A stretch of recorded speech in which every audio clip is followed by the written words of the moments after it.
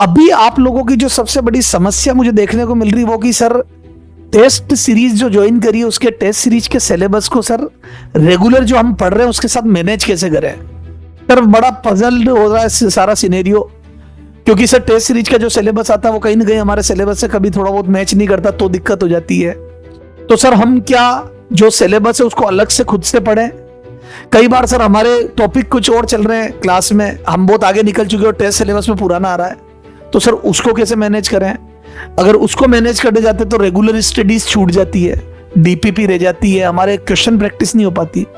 तो बेटा सबसे पहले तो एक बात गिठार मान लो कि जो रेगुलर आपका अभी स्टडीज करते वक्त चल रहा है उसको सबसे पहले कंप्लीट करोगे आप, अदरवाइज बेटा वो आपके टॉपिक्स वीक रह जाएंगे और आगे जब उन टॉपिक्स का टेस्ट होगा तो आप परफॉर्म नहीं कर पाओगे और अल्टीमेटली हमें नीट का एग्जाम देना है, ठीक है ना। तो सर फिर टेस्ट सीरीज ज्वाइन करने का फायदा ये है बेटा कि अब जो पुराना आ रहा है उसको जो टाइम बच जाए, आपने जो रेगुलर काम कर लिया उसके बाद टाइम निकालो, इससे आपका टाइम वेस्ट नहीं होगा।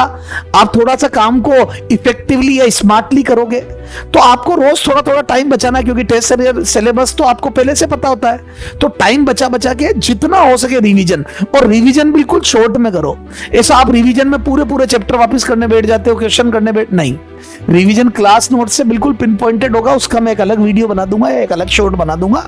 तो बेटा रेगुलर स्टडीज पहले करोगे, उसके क्वेश्चंस पहले करोगे, फिर टाइम बचा के टेस्ट सीरीज का रिवीजन शॉर्ट में बिल्कुल करोगे और टेस्ट दोगे। सर कुछ टॉपिक हमारे किए हुए नहीं और टेस्ट में आ रहे हैं, ये भी बहुत बड़ी प्रॉब्लम होती है बच्चों को।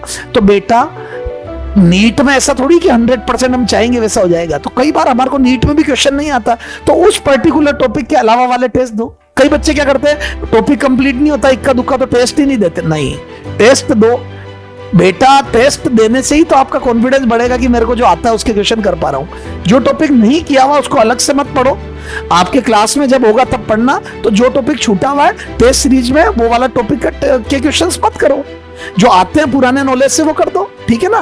तो एक तो छूटे हुए टॉपिक की टेंशन नहीं लेनी है, अपने से अलग से नहीं करना है, और दूसरा रेगुलर काम ढंग से करना है। उसके अलावा जो टाइम बचता है उसमें शॉर्ट में टेस्ट सीरीज की प्रिपरेशन करनी है। इससे आपका इफेक्टिवली रिवीजन भी होगा और जो करंट चल रहा है वो छूटेगा भी नहीं, और जो टॉपिक नहीं आता है उसको आप क्लास के साथ करोगे।